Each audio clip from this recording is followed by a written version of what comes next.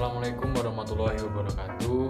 Perkenalkan, nama saya Tufail Abizar Al-Ghifari, NIM 2110000913029. Ya, di sini saya akan menjelaskan mengenai iknofosil atau fosil jejak dalam mata kuliah makropaleontologi. Saya akan membahas beberapa outline-nya.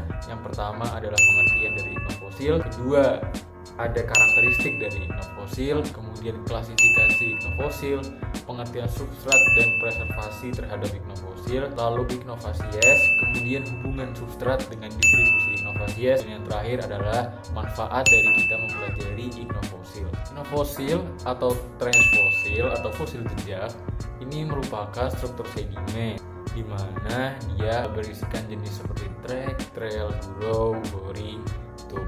Nah, itu terfosilisasi atau terpreservasi yang menandakan sebagai hasil aktivitas kehidupan organisme tersebut. Juga ada ilmu yang mempelajari tentang tingkah laku organisme yang telah punah dan jejak keberadaannya itu disebut sebagai iknologi. Berikut ini merupakan istilah-istilah yang tadi saya sebutkan. Kemudian masuk ke outline 2, yaitu karakteristik dari iknofosil. Jadi iknofosil ini memiliki ciri-ciri sebagai berikut, di mana iknofosil ini menghasilkan adanya suatu tingkah laku atau kebiasaan suatu organisme. Jadi tingkah laku organisme ini mencirikan pada nanti fosil jejaknya itu. Kemudian tidak ada fosil jejak yang mengalami reworking. Organisme yang sama bisa membentuk jejak yang berbeda, tergantung substratnya. Lalu satu jenis fosil jejak bisa dibuat oleh beberapa organisme. Kemudian tidak begitu relevan untuk penentuan umur. Biasanya dipengaruhi oleh suatu kondisi lingkungan seperti salinitas, tingkat sedimentasi, substrat yang ada, temperatur, dan energi arus untuk gelombang.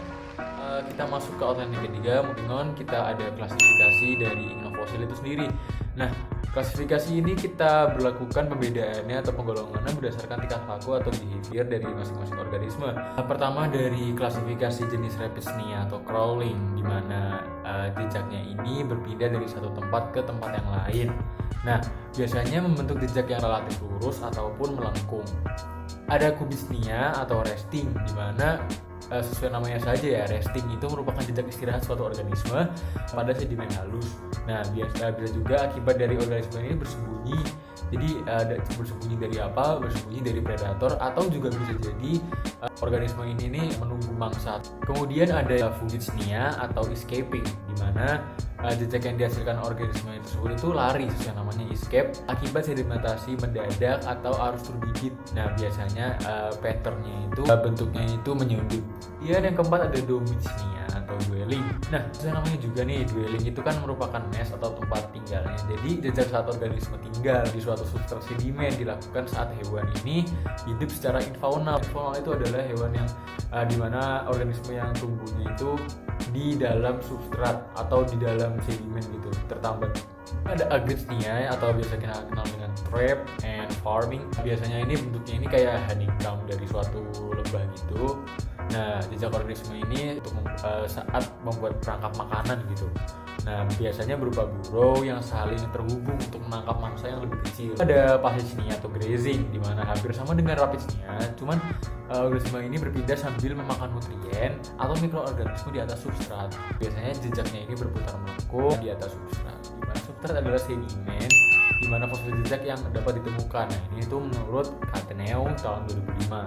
Substrat sendiri dibagi menjadi 4, yaitu ada soft ground, deep ground, hard ground, dan deep ground. Soft ground ini umumnya tidak terkonsolidasi, kemudian firm ground semi consolidated atau belum terlitifikasi ya. Terus kemudian ada hard ground yang sudah terkonsolidated dan terlitifikasi penuh. Kemudian ada wood ground, di mana in situ bukannya dan menerus lateral.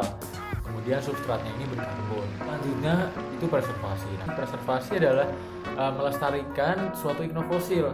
Nah, baik dengan merawat atau membuat iknofosil itu tetap ada. Nah, jadi ada faktor-faktor pengaruhnya buat preservasi ini sendiri. Yang pertama adalah kondisi lingkungan, di mana kondisi lingkungan ini bisa juga karena salinitas, energi, arus, dan turbiditas. Kemudian ada yang kedua adalah substrat, dan yang ketiga adalah jenis dari organisme itu sendiri. Di preservasi ini ada seorang biologis yang bernama Schellinger pada tahun 1964. Dia membagi klasifikasi ini dengan mudah jadi 4, yaitu ada epirelief, full relief, semi relief, dan hyporelief. Sesuai namanya epi, di mana dia berdasarkan di atas ditemukannya, kemudian full relief itu di tubuh lapisan, lalu semi relief itu di batasan-batasannya, dan hyporelief itu di bagian bawah dari lapisan. Ya, kita masuk ke dalam pengertian iknovasies. Iknovasies di sini itu berasal dari dua kata ya, ikno dan fasies. Jadi kita bahas dulu apa itu fasiesnya. Sendiri fasies itu adalah suatu kenampakan, lapisan atau kumpulan dari suatu lapisan batuan yang memperlihatkan beberapa karakteristik geometri dan sedimentologi tertentu berbeda dengan sekitarnya. Itu menurut Brooks tahun 1987. Nah, menurut Walker tahun 1992, fasies merupakan sebuah kenampakan suatu tubuh batuan yang dikarakteristikkan oleh kombinasi mitologi, struktur fisik, dan biologi yang merupakan aspek pembeda dari tubuh batuan di atas. Nah, itu sekilas kita melihatnya itu ada kebanyakan dari bahasannya itu adalah mitologi. Cuman di sini juga bisa dikaitkan dengan yang mana fosil. Jadi nanti juga akan dibahas saat di manfaatnya. Nah, masuk sendiri kepada iknovasies sendiri. Nah, iknovasies ini berarti adalah kumpulan dari beberapa iknofosil atau fosil jejak yang pembentukannya berdasarkan lingkungan yang sama. Jadi pembedaannya itu berdasarkan lingkungannya. Outline berikutnya yaitu adalah hubungan iknovasies, distribusi iknovasies dengan substratnya. Nah, jadi untuk yang pertama ini ada jenis Tripanites iknovasies, di mana terbentuk pada substrat yang terlitifikasi secara keseluruhan. Seperti contohnya adalah hard ground, pantai berbatu, dan reefs. Nah, bentuknya ini biasanya silinder, bentuk air mata, dan berorientasinya vertikal. Kemudian ada Teredolites. Di sini terbentuk pada substrat kayu dan diproduksi oleh organisme laut seperti cacing kapal modern dan teredo. Lalu ada Glossophomites. Nah, Glossophomites ini terbentuk pada wood ground, substratnya di mana bentuknya seperti Tripanites tadi, silinder, air mata, dan berorientasi vertikal. Lalu ada Scolitos. Nah, Scolitos ini berkembang pada lingkungannya sedimennya itu pasir, garis pantai berpasir, shallow shelf, kipas laut dalam, dan slope batial di mana gelombangnya tinggi hingga sedang. Nah, bentuknya ini didominasi oleh bentuk silindris dan U-shape. Selanjutnya ada Silonicnus. Nah, di Silonicnus iknovasies ini terbentuk di daerah non-marine dan di daerah yang sangat dangkal. Nah, biasanya berbentuk Y atau U-shape. Nah, berporosnya itu poros vertikal dengan terowongannya yang horizontal. Lalu ada Nereides iknovasies, di mana terbentuk pada lingkungan yang dalam, laut dalam atau zona abyssal, dan pada lingkungan turbidit. Nah, terbentuk pada substratnya itu pasiran hingga lempung, dan tingkat keragaman jumlahnya jejaknya tinggi, tapi kelimpahan jejak individualnya rendah. Dicirikan dengan perputaran secara horizontal dan jejak hewan yang berkoloni pada pola feeding dan dwelling yang menyatu. Lalu ada Zoophecus iknovasies. Zoophecus iknovasies ini terbentuk pada lingkungan laut dalam atau zona batial, airnya tenang, tidak dipengaruhi oleh gelombang, dan kadar oksigennya cukup rendah. Lalu ada Cruziana iknovasies, terbentuk dalam laut dangkal, tapi lebih dalam dari Scolitos, di mana sekitar subtidal zone dan dipengaruhi oleh gelombang. Hampir semua bentuk vertikal maupun horizontalnya ini dapat terbentuk ada. Nah, mengindikasikan sedimen lunak dan halus, terpilah baik, dan pasir yang mungkin berlumpur dengan kondisi arus yang sedang. Yang terakhir adalah Scoiania, di mana keragaman jejak kumpulan fosil ini rendah, bentuk sederhana fotisnya horizontal, repisnya sesekali vertikal, dan repisnya diproduksi oleh serangga atau udang air tawar. Last but not least, itu ada manfaat dari kita mempelajari iknofosil. Ada korelasi stratigrafi yang pertama, kemudian ada interpretasi yang paleoekologi, dan yang ketiga ada interpretasi lingkungan pengendapan, dan yang keempat ada interpretasi batimetri.